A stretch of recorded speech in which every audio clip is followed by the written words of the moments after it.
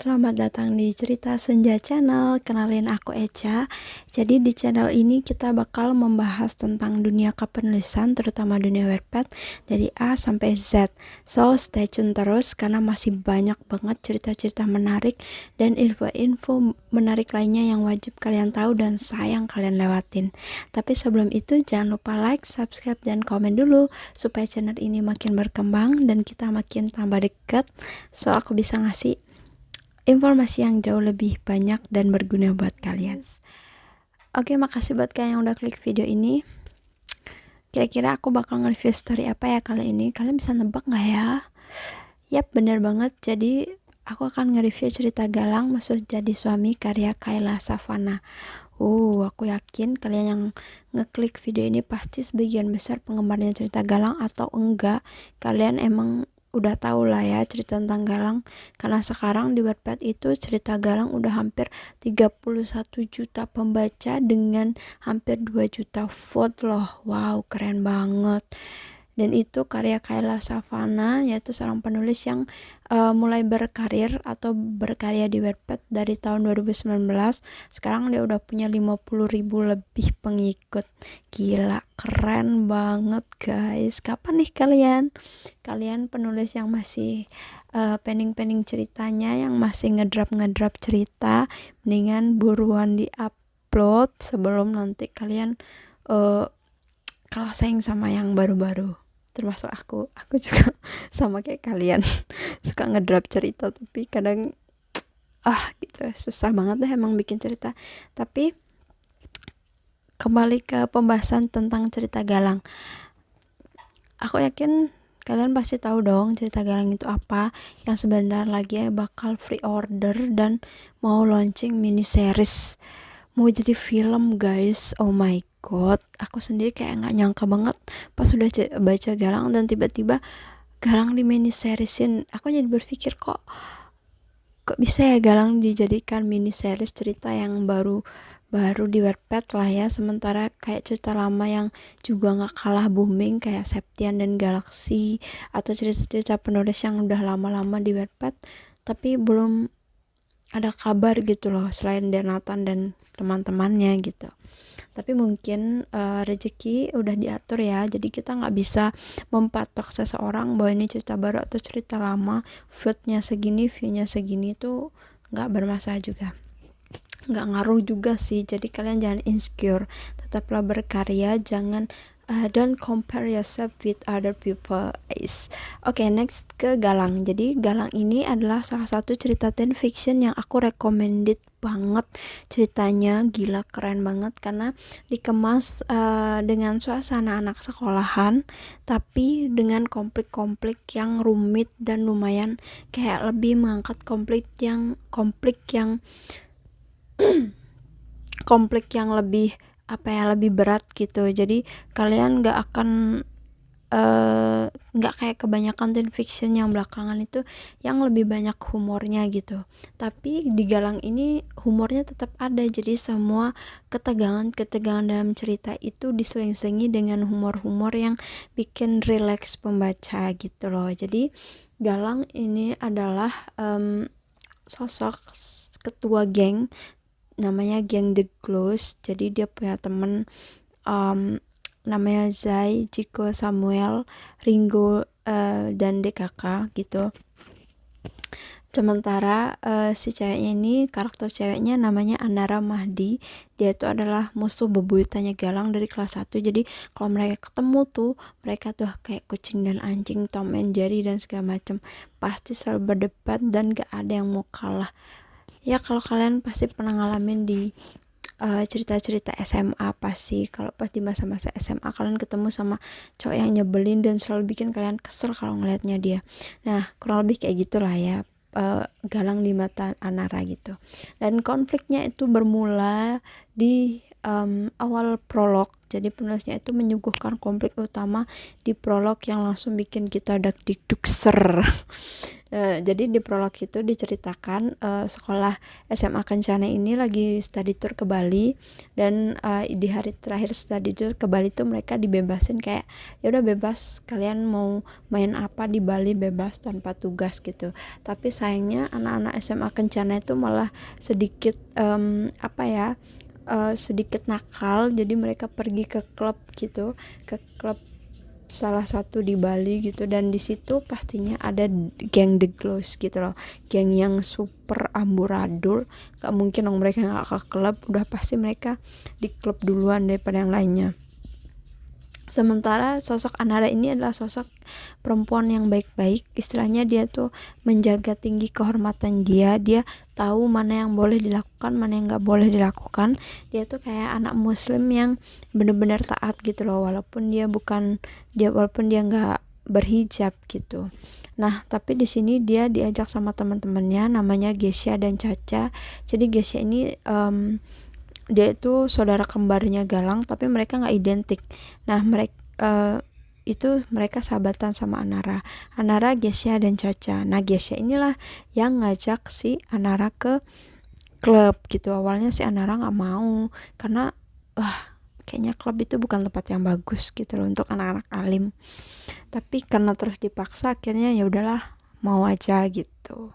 Dan di klub itu ternyata ada Galang dan teman-temannya lagi minum-minuman, mereka lagi mabuk-mabukan, terus mereka lagi main truth or dare, sampai akhirnya si Galang ini kalah dan teman-temannya nantangin dia untuk bikin Anara itu mabuk gitu. Karena semua orang tahu Anara nggak mungkin mau minum minuman beralkohol itu, makanya mereka ngasih tantangan itu ke Galang. Awalnya Galang nggak mau karena ya nggak mungkin lah seorang Anara bisa ditaklukkan gitu loh. Tapi karena dia nggak mau disangkain pengecut atau takut sama Anara, akhirnya dia nekat dan akhirnya go. Disamperin si Anara dan dia kasih minuman, dan di situ si Galang sedikit brengsek menurut aku karena dia di situ berbohong sama Anara. Dia bilang itu bukan minuman alkohol, itu minuman biasa gitu. Emang dasar cowok brengsek kayak gitu. Tapi sayangnya si brengsek jadi peran utama di sini, jadi nggak boleh dibenci sama readers. Nah, abis itu minumlah si Anara dan dia ngerasa ada yang aneh sama minuman ini, dan ternyata itu adalah minuman alkohol dan mereka berdua mabuk. Dan tambah brengseknya lagi, si Galang itu malah ngajak Anara ke kamar hotelnya. Gila nggak? Sumpah gila banget, gila.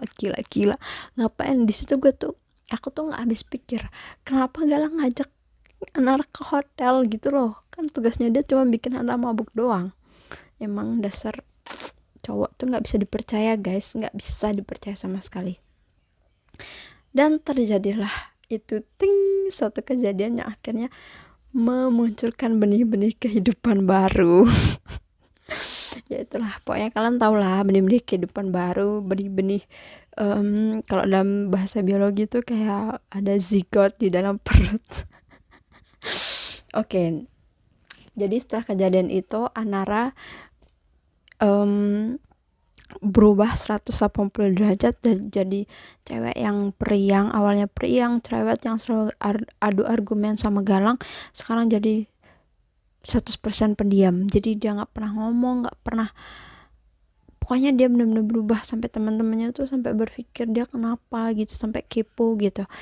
Ya gimana gak berubah coba guys, lu bayangin aja, dia yang udah jaga mati-matian ke mahkotanya dia, dan tiba-tiba pada suatu pagi dia terbangun dalam keadaan naked dan dia udah gak suci lagi, istilahnya dia udah gak ting-ting lagi, masih sekolah lagi, dan itu pun sama musuh bebuyutan. Gila banget, emang rasanya kayak wah emang parah sih Galang. Ya kalau aku jadi Anara aku pasti bakal benci banget tuh sama Galang, tapi ya mau gimana, semua udah terjadi. Dan di situ Pak brengseknya lagi, udah berapa kali ya aku bilang Galang brengsek. Si Galang itu kayak ya udahlah, kita berdua hilaf, dia nggak punya rasa bersalah, nggak punya rasa simpati atau apa, dia merasa kayak udahlah gitu, kayak Wah, benar-benar tuh cowok nggak punya hati menurut aku ya. Dan sampai akhirnya Anara tahu kalau dia tuh adalah dia hamil anaknya Galang. Wah, hancur dah, semua tuh hancur hidupnya bener-bener gimana. Dan awalnya itu Galang nggak mau tanggung jawab sama anaknya, dan terjadilah pergulutan segala macam dan segala intrik-intrik kehidupan sampai akhirnya mereka menikah. Kalau kalian mau tahu lebih detailnya, kalian harus baca. Aku nggak boleh spoiler semuanya soalnya. Sampai akhirnya mereka menikah dan mereka tinggal dalam satu rumah, tapi mereka masih merahasiakan semuanya.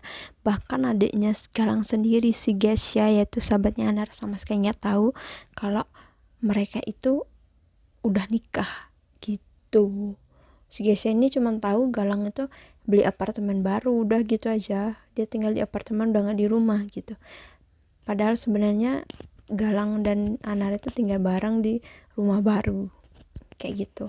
Dan di sini cerita berlanjut sampai dengan konflik-konflik kecil di mana Anara dan Galang itu berusaha menutupi tentang pernikahan mereka, tentang kehamilan Anara, dan sahabat-sahabat mereka itu kayak mulai mencium bau-bau kebohongan, kayak ada yang nggak beres, dan mereka kecurigaan yang terus akhirnya sampai semuanya terbongkar gitu. Nah, itu salah satu konflik yang greget menurut aku, karena di situ nungguin sampai teman-temannya itu tahu itu gimana gitu ya. Nah, selain itu ada konflik juga di mana hadirnya sosok ketiga, yaitu Pram. Dia tuh seorang mantan kekasihnya Anara yang dulu tiba-tiba ninggalin Anara dan sekarang tiba-tiba datang dan jadi anak baru di sekolahnya dia. Dan itu dalam keadaan Galang dan Anara itu udah mulai saling cinta, alias mereka udah deket ya. Karena nggak mungkin banget orang yang tinggal serumah udah suami istri nggak saling cinta. Pasti perlahan berjalannya waktu mereka akan saling suka gitu loh, itu pasti banget. Nah, dan si Pram ini kayak obsesi sama Anara. Dia gimana pun caranya dia harus dapetin Anara, dia harus sama Anara harus jadi miliknya dia. Bahkan Pram ini nggak masalah walaupun dia tahu Anara itu lagi hamil anaknya Galang, bahkan dia juga nggak masalah walaupun dia tahu kalau Anara itu udah jadi istri orang gitu loh. Gila emang. Nah, di situ kalian pas pembaca tuh dibuat benar-benar greget sama sosok Pram ini yang kayak nyebelin banget di saat semuanya udah membaik dan dia datang merusak semua kebahagiaan Galang dan Anara. Kalian bisa bayangin gak sih, author tuh bisa bayangin gak gimana hati readers yang terkoyak-koyak itu? Oke, jangan oper, nanti aku di DM sama autornya, takut. Oke, next. Dan di situ kepercayaan Galang mulai terkikis semenjak dia tahu diarinya Anara itu diari lama. Jadi ada tulisan di situ kalau Anara sedang mencurahkan isi hatinya tentang si Pram gitu. Dan akhirnya Galang tahu kalau ternyata Pram itu adalah mantannya Anara. Dan di situ dia muncul kecurigaan kayak, wah, jangan-jangan itu bukan anak gue, jangan-jangan itu anaknya Pram gitu loh. Jangan-jangan Anara itu cuman manfaatin Galang aja biar dia terjamin, biar ada yang tanggung jawab sama anaknya, kayak gitulah. Mulai ada pikiran-pikiran kotor. Padahal Anara udah berusaha meyakinkan sama Galang bahwa Pram itu cuma masa lalu, ini tuh anaknya dia belum pernah lakuin ini sama siapapun gitu loh. Dia tuh cinta sama Galang bukan sama Pram, tapi Galang yang keras kepala kayak gak mau diperdaya dan gak mau percaya gitu loh. Dan itu menjadi bibit kefatalan dari cerita ini, karena keegoisan Galang itu sampai akhirnya satu insiden dan Anara harus kehilangan bayinya, guys. Gitu. Jadi Anara tuh kehilangan bayinya, dan di situ mulailah muncul kebencian Anara kepada Galang, karena Galang itu dia kehilangan anaknya gitu karena keegoisan Galang gitu loh. Jadi Galang itu kayak dibutakan dengan sikap cemburunya dia yang nggak begitu mendominan, tapi ternyata harus mengorbankan Galana, anaknya sendiri. Wah, bisa bayangin gak sih gimana perasaan Anara pada saat itu, guys, yang kehilangan anaknya. Dan semuanya hancur gitu aja. Dan disitu Galang nyesel, pastinya nyesel banget, tapi penyesalan itu selalu datang terlambat dan nggak bisa mengembalikan anaknya dia gitu. Jadi menurut aku sejauh itu cerita ini tuh benar-benar menarik karena benar-benar ada konflik yang bikin Raiders itu berpikir, wah bakal kayak gimana ya selanjutnya, bakal gimana penyelesaiannya, si Pram itu siapa sih, ini siapa sih, itu gimana gitu. Belum, dan gak hanya tentang konflik tentang Galang dan Anara, tapi juga konflik tentang persahabatan antara Anara dan sahabatnya, tentang Galang dan sahabatnya, Anara dan keluarganya, Galang dan keluarganya, semua dikemas dalam satu cerita yang bener-bener matang kalau menurut aku ya. Dan sekarang juga ceritanya udah dari segi pembahasan itu enak banget dibaca, nggak terlalu banyak narasi, nggak terlalu ngebosenin, dan nggak terlalu dominan sama dialog. Jadi semuanya dalam komposisi yang sangat pas menurut aku sendiri, yang emang aku tuh kayak jadi pembaca yang agak milih-milih ya, karena aku tuh kadang ngelihat pembahasannya dulu enak nggak, kalau enak ya baru aku baca gitu.